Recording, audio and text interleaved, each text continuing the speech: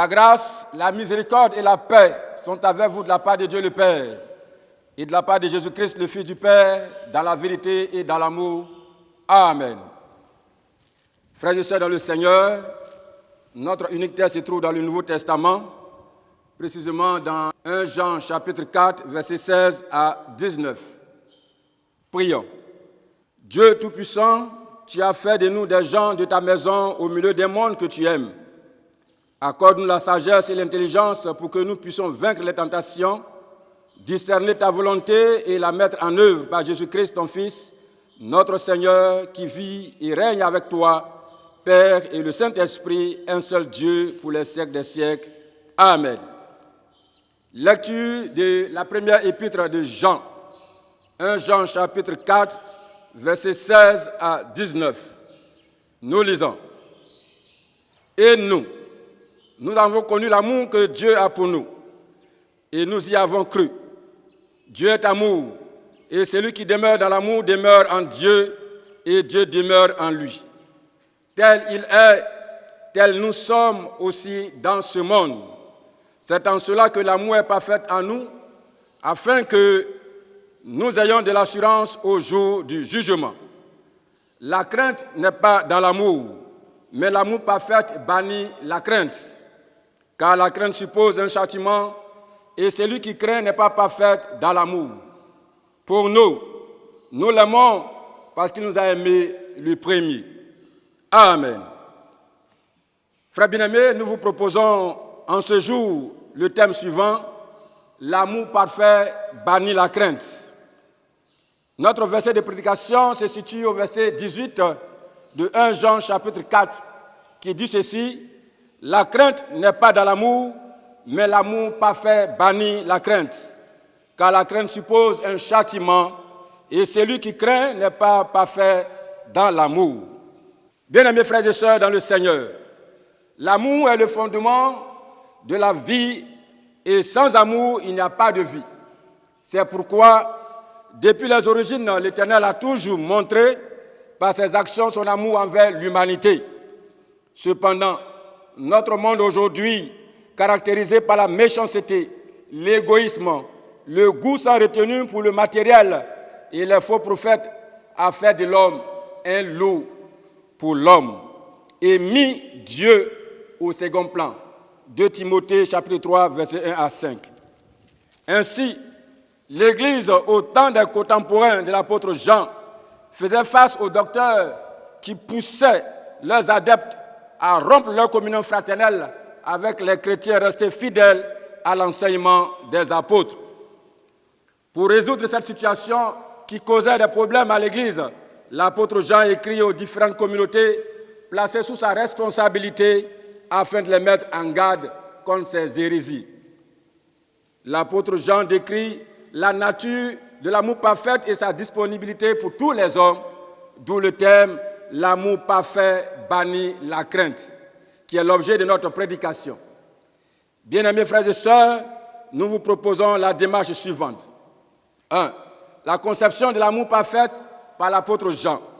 2. La pratique de l'amour parfait aujourd'hui, et nous allons conclure.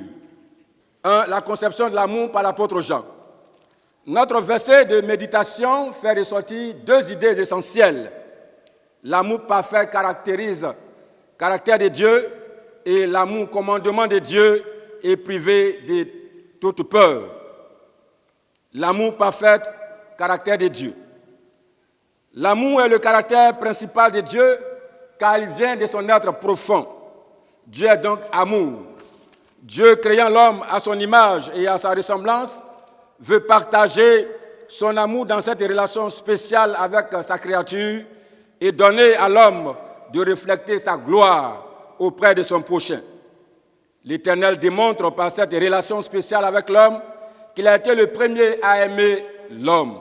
1 Jean chapitre 4, verset 10, puis le verset 19.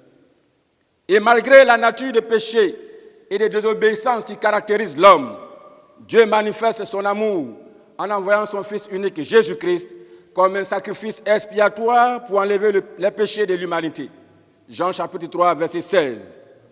Par cette action, l'Éternel donne la possibilité aux croyants à nouveau de s'approcher et de bâtir une communion parfaite avec lui. C'est dans ce sens qu'intervient le prophète Sophonie, lorsqu'il affirme que malgré la rébellion de son peuple, Dieu utilise son pouvoir de transformation pour détourner son peuple du péché afin de l'adorer et bénéficier de ses bénédictions, ce qui a suscité la joie au sein d'Israël. Sophonie, chapitre 3, versets 1 à 15. Par ailleurs, l'amour divin prépare le croyant à vivre les souffrances qu'a subi Christ à l'égard du monde. C'est pourquoi l'apôtre Jean affirme « Tel il est, tel nous sommes aussi dans ce monde ». C'est en cela que l'amour est parfait en nous, afin que nous ayons de l'assurance au jour du jugement. 1 Jean chapitre 4, verset 17. L'amour devient donc une nécessité pour le croyant et lui donne l'occasion de revoir sa relation avec l'Éternel devant l'œuvre à la croix accomplie par Jésus-Christ. L'amour, commandement de Dieu, est privé de toute peur.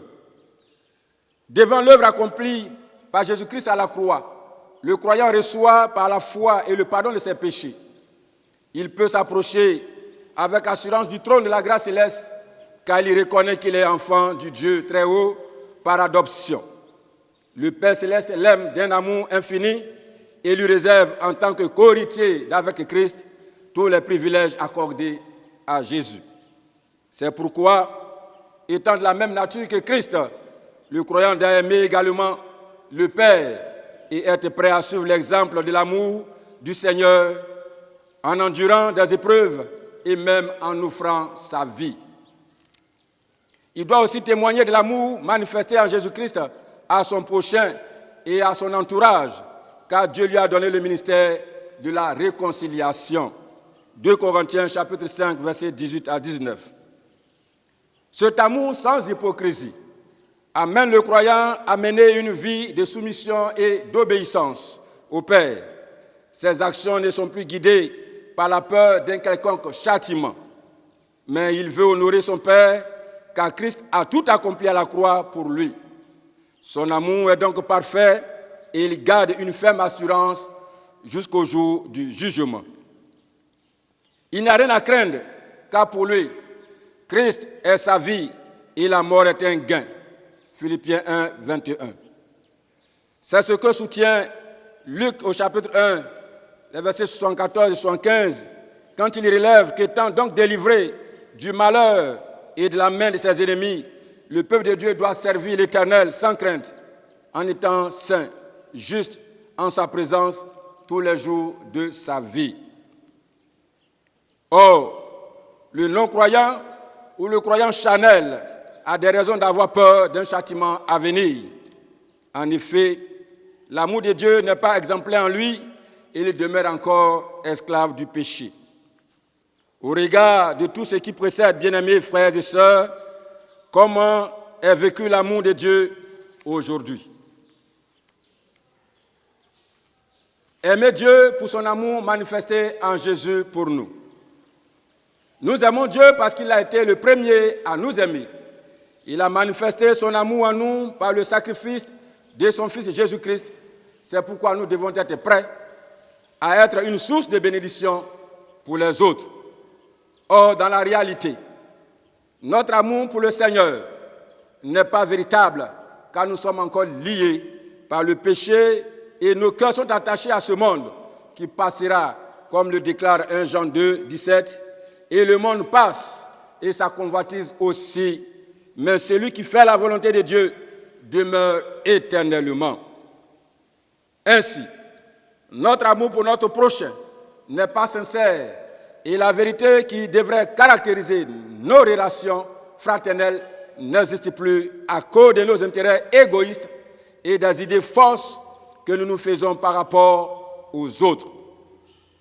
Par ailleurs, notre relation avec le Père Céleste passe par une étape importante et incontournable qui est la nouvelle naissance. Frère, sœur, as-tu donné ta vie à Jésus? Si tu ne l'as pas encore fait, sache que tu ne peux vivre l'amour véritable de Dieu le Père et encore moins le communiquer aux autres. C'est pourquoi ne soyons pas surpris que de nombreux fidèles, même zélés, demeurent encore esclaves du péché et sont incapables d'obéir à Dieu. Quel devait être l'impact de l'amour de Dieu dans notre vie? Aimer Dieu sans crainte. Sachons bien aimer dans le Seigneur que Dieu veut bâtir une relation de père et fils avec nous parce qu'il nous aime tels que nous sommes et il veut notre profond respect sans contrainte, en chassant la peur de notre cœur. Toi qui demeures encore dans la peur, qu'as-tu fait, bien-aimé, du sacrifice de Jésus à la croix pour toi? Quel sort l'Éternel te réserverait-il s'il te trouverait dans une telle situation? Sachez, bien-aimés frères et sœurs, que Jésus revient bientôt et cela est une réalité et non une fable ou une histoire. Quant à toi, cher fidèle, qui demeure dans les pratiques occultes, penses-tu avoir cette assurance afin d'affronter le jugement à venir? En agissant de la sorte, l'amour de Dieu n'est pas en toi, mais sache que Dieu t'aime et il t'appelle à la repentance. L'amour bannit la crainte. L'apôtre Jean nous exhorte, malgré les difficultés, à soutenir l'œuvre où notre frère et notre sœur qui est dans le besoin sans la peur du lendemain. Matthieu chapitre 6, verset 34. Nous avons de la valeur aux yeux de l'Éternel, car nous avons été rachetés par l'amour et le sang précieux de Christ. Son amour nous met pleinement en confiance et en sécurité auprès de lui. Alors, ne craignons plus. Pour conclure, frères et sœurs, Dieu nous a envoyé un puissant sauveur en la personne de Jésus-Christ qui a manifesté son amour pour nous à la croix. C'est pourquoi nous devons l'aimer et le servir sans crainte. Que Dieu bénisse sa parole au nom de Jésus-Christ. Amen. Prions.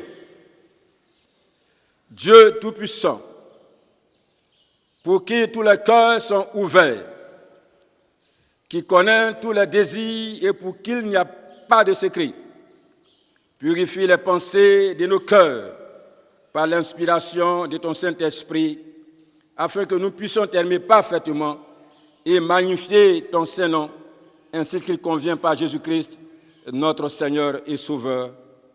Amen.